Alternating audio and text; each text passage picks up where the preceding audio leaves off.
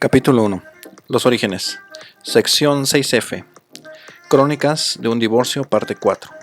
El éxodo de Javier. Esta fotografía es de la salida de sexto de mi hermano Javier. Javier tenía un talento especial.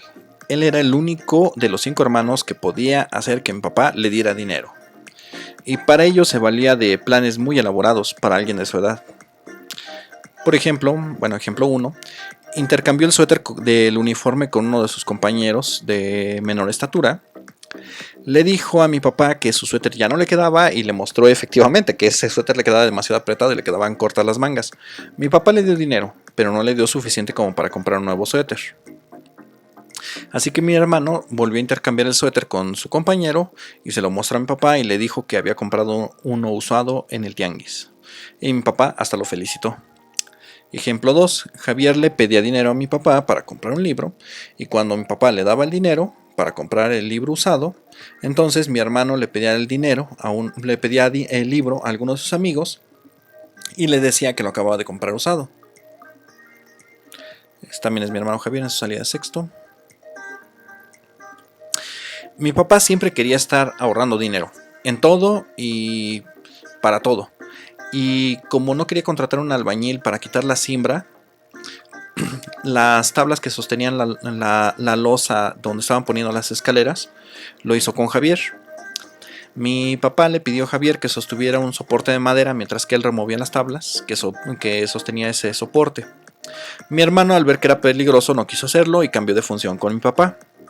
Y efectivamente, al remover la cimbra, una de estas cayó sobre la cabeza de mi papá, haciéndole una herida en el cuero cabelludo y salía mucha sangre. Pero esta herida se le hubiera ocasionado a Javier de haber estado en ese lugar. Lo que pasa es que Javier sí vio el peligro que era el estar parado en ese lugar. Además, no había mucho sentido de soportar una viga, que de todos modos iba a caer. Mi papá se enfureció y buscó la oportunidad de desquitarse más adelante. Javier, mi hermano, llevaba el taller de electricidad en la secundaria, por lo que sabía hacer instalaciones eléctricas, al nivel de alguien de secundaria de aquel tiempo. Para ganarse un dinerito extra, lo que hizo Javier es que le propuso a mi papá realizar la instalación eléctrica de la casa, y mi papá, por ahorrarse dinero, aceptó. Como era de esperarse, la instalación hacía cortos y de tiempo en tiempo había que hacer algunos ajustes ahí, algunas reparaciones. Entonces mi papá se enojó.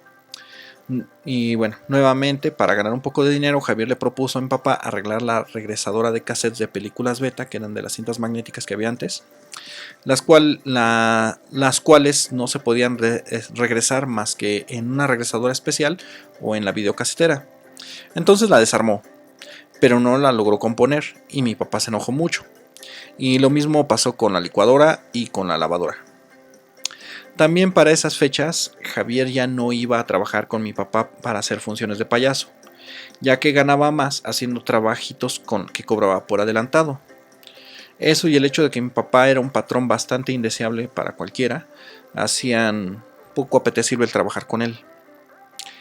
Estas son las cintas beta que abundaban mucho en aquellos tiempos y eran de video.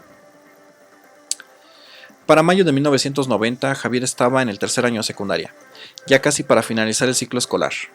Faltaban menos de 2 meses para que acabara la secundaria, y cuando mi papá decidió ir a verlo a la escuela, cosa extraña porque jamás antes lo había hecho por nadie, ni jamás lo volvió a hacer por ninguno de sus hijos, el ir a la escuela a buscarlo, y menos hasta adentro. Para la sorpresa de mi papá, el director de la escuela lo recibió, le mostró el expediente de Javier.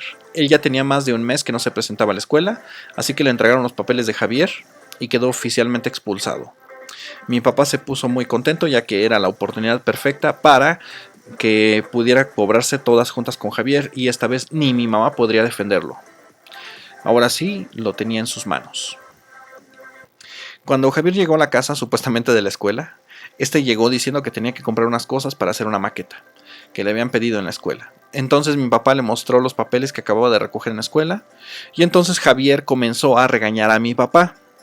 Fue al cuarto y le mostró unas recetas médicas que decían que él había estado enfermo de varicela y por eso no había asistido a la escuela por más de un mes y con ella iba a poder justificar todas las faltas. Javier le contó que iba al corriente con las tareas y que estaba haciendo llegar a sus compañeros todas y cada una de ellas, y que nunca faltaba a los exámenes. Y las calificaciones en la boleta no contradecían lo que Javier decía, ya que llevaba principalmente 8 y 9. De hecho, algunos profesores lo detestaban por ser muy autodidacta, ya que aunque Javier no iba a las clases, sacaba mejores calificaciones que los compañeros que sí asistían. Como mi papá ya tenía tiempo de querer golpear a Javier, comenzaron a discutir. Entonces fue al cuarto y levantó el colchón de Javier y encontró que las monedas antiguas que mi papá había estado juntando en los años 80, que por cierto ya no valían nada, realmente nada más valían por kilo, y hasta la fecha realmente siguen valiendo nada más por kilo, él las doblaba y les daba forma de las fichas que se compraban para jugar videojuegos, y se las vendía a sus amigos y con ello ganaba un dinero extra.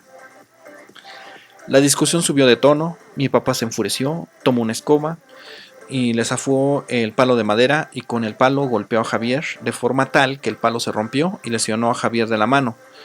Cuando mi mamá lo vio, pensó que Javier tenía la mano rota. Entonces tomó dinero y se lo llevó. Y al ver que estaba bien, Javier, que no tenía ningún hueso roto, lo llevó con Magdalena y le dijo que su verdadero padre se llamaba David Mata y que Magdalena era su tía. Después de unos días lo mandó a León y ahí fue bien recibido, ya que mis abuelos Carmen e Irineo siempre lo vieron a Javier como el hijo más pequeño. Y de hecho, hasta así lo vieron hasta el final de sus días, que Javier era como su hijo. Con lo ocurrido, mi mamá estaba a punto de dejar a mi papá, pero había algo que la detenía. Ese algo era mi padecimiento. Aún tenían que hacerme varios estudios y no eran baratos. Por ello mi mamá no dejó a mi papá en ese momento, pero no sabíamos que las cosas iban a dar otro giro inesperado. Fin de la sección 6F.